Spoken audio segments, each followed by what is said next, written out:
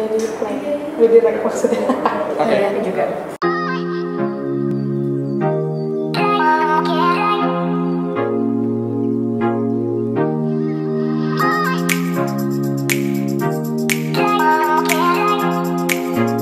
Nama saya Dian Nita Sahdarani. S1 saya di Kimia ITB, S2 saya di Geothermal Energy University of Auckland, New Zealand. Hobi saya fotografi dan kuliner. Karena menurut saya geothermal adalah salah satu potensi yang sangat menjanjikan di Indonesia. Ditambah banyak sekali gunung api di Indonesia yang mana masih menyimpan rahasia panas bumi yang sangat besar. Jadi harapannya di akhir kuliah ini kalian akan mendapatkan informasi tentang apa itu panas bumi, kemudian bagaimana potensi panas bumi di Indonesia, dan pemanfaatan panas bumi sebagai energi di Indonesia. Ini kita akan membahas materi perkuliahan mengenai panas bumi atau yang kerap dikenal dengan geothermal. Jadi geothermal adalah salah satu potensi sumber daya alam di Indonesia yang banyak ditemukan karena posisi Indonesia yang cukup strategis. Gambar yang kalian lihat ini adalah gambar fumarole dan gambar steaming ground yang berada di Gunung Papandayan, Garut, Jawa Barat. Fumarole dan steaming ground ini adalah salah satu indikator utama bahwa suatu daerah itu memiliki potensi energi panas bumi. Energi panas bumi ini nanti kemudian akan diekstrak panasnya dan bisa dikonversikan menjadi energi listrik. Tapi sebelum kita masuk ke pembahasan tentang geothermal lebih jauh, ada baiknya jika kita mengenal apa itu panas bumi dan apa saja pemanfaatan yang bisa kalian dapatkan dan berapa banyak potensi energi panas bumi yang bisa dihasilkan oleh Indonesia. Secara definisi, geothermal itu geo berarti bumi dan thermal berarti panas, yang berarti panas yang berasal dari dalam bumi. Ada 3 metode perpindahan panas, yaitu konduksi, konveksi, dan radiasi.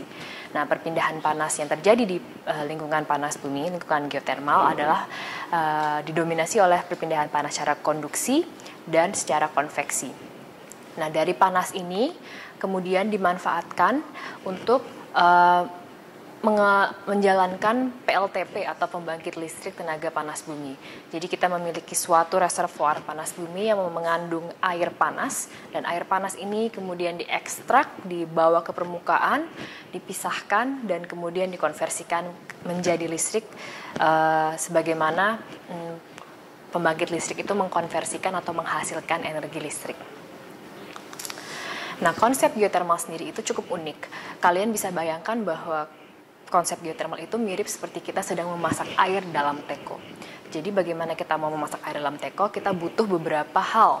Yang pertama, kita membutuhkan sumber panasnya untuk memanaskan air tersebut. Jadi kita punya aspek yang dinamakan dengan heat source.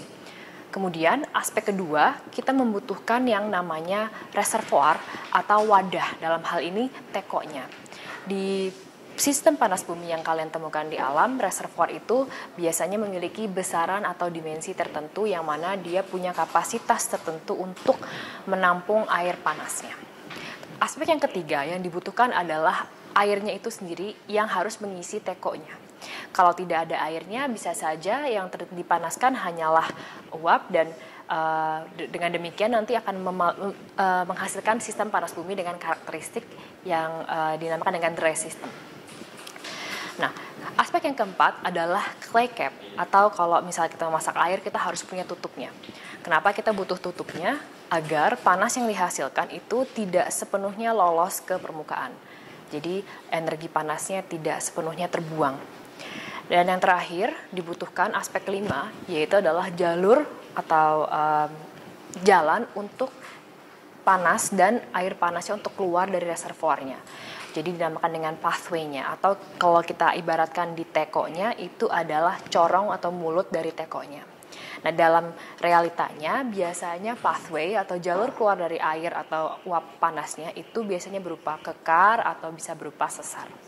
Nah, dengan demikian konsep geothermal panas bumi itu bisa diibaratkan dengan kita memasak air dalam teko. Geothermal energi sendiri itu adalah salah satu energi yang dikatakan sebagai energi sustainable. Jadi dia bukan energi alternatif atau renewable karena sifatnya tidak begitu bisa diperbarukan. Untuk diperbarui juga siklusnya sangat lama. Dia disebut dengan energi yang sustainable karena dia selalu ada dan berkelanjutan. Jadi energi yang dihasilkan oleh panas bumi itu tidak mengenal musim, baik itu misalnya musim hujan maupun musim kemarau. Selama masih ada panas yang memanaskan reservoir dan masih ada air untuk dipanaskan dan bisa keluar dari reservoirnya, maka sistem panas bumi tersebut masih bisa terus sustain.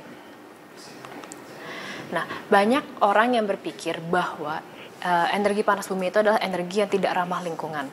Sistemnya dapat mengekstrakkan dari energi panas bumi dapat merusak lingkungan. Itu memang betul apabila ekstraksi atau pemanfaatan energinya tidak dilakukan atau tidak dihitung dengan baik, tidak di-engineer dengan baik.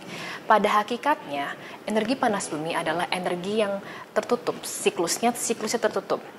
Air yang diekstrak dapat dikembalikan ke bawah permukaan dengan sistem reinjeksi apabila sistem reinjeksi tersebut dianggap memungkinkan dan bisa menjaga kestabilan sistem.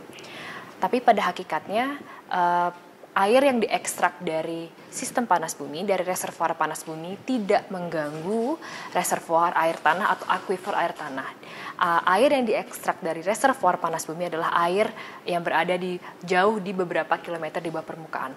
Dimana kalau aquifer air tanah itu biasanya hanya beberapa ratus meter di bawah permukaan saja. Jadi stigma bahwa energi geothermal adalah energi yang tidak ramah lingkungan atau energi yang tidak tertutup sistemnya itu bisa saja keliru apabila semua aspek dijalankan dengan baik. Nah, keuntungan dari adanya energi geothermal adalah yang pertama, energinya itu dia sustain. Jadi tadi tidak mengenal musim hujan, musim kemarau itu dia tetap bisa konstan. Kemudian dia cukup ramah lingkungan. Dia tidak menghasilkan emisi gas CO2 yang berlebih dibandingkan dengan tipe energi lainnya. Kemudian tipe energi geothermal ini dia sifatnya umurnya panjang karena biasanya umur dari sistem geothermal itu tergantung dari umur suatu gunungnya. Jadi tidak mengenal umur yang pendek. Kemudian dia sifatnya asli, dia bisa langsung digunakan di tempatnya, jadi localized. Jadi dia tidak harus dibawa kemana-mana, jadi dia bisa menghidupi atau bisa mengenerate power untuk suatu daerah tertentu. Dan yang terakhir, keuntungan dari energi panas bumi adalah sifatnya yang reliable. Jadi dia tidak bergantung pada musim tadi yang seperti sudah saya sebutkan, dan tidak bergantung pada kondisi pasar, harga pasar, baik itu harga pasar yang menyangkut fossil fuel atau harga bahan-bahan lainnya.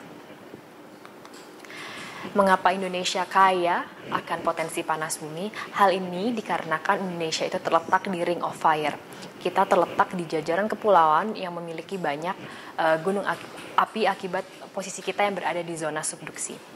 Jadi kita bisa memanfaatkan potensi kita ini, lokasi kita yang berada di Ring of Fire, karena kita merupakan salah satu penghasil produsen energi geothermal yang cukup besar di dunia.